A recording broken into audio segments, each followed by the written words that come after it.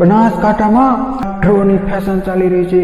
Draw એટલે કે અલગ અલગ લોકો ટિકિટો વેચે ડ્રોના નામે કે આ 300 રૂપિયાની ટિકિટ, આ 200 રૂપિયાની ટિકિટ છે।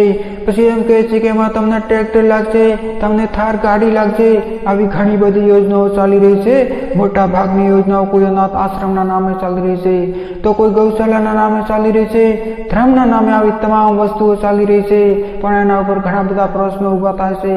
પ્રશ્નો એ ઊભા થાય જ્યારે આટલા મોટા ફાઇનાન્સ ટ્રાન્ઝેક્શન થતા હોય તો ડ્રો છે તો એક લોટરી છે, અને ગુજરાતમાં શું લોટરી લીકડાઈ છે?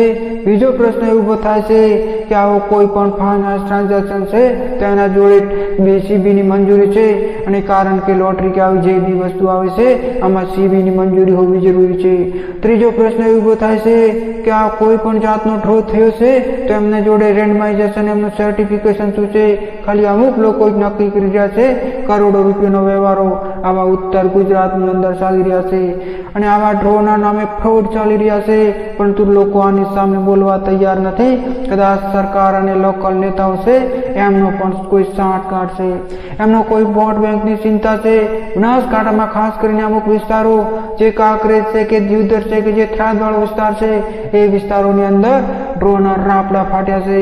કારણ કે આવા મોટા ફાઇનાન્સ ટ્રાન્ઝેક્શન થતા હોય તો શું એની અંદર GST લેવામાં આવે છે કે નથી આવતો? એની સાથે ઘણા બધા પ્રશ્નો છે કે ગુજરાતમાં આવી લોટરી સિસ્ટમ ક્યારથી અમલમાં આવી છે।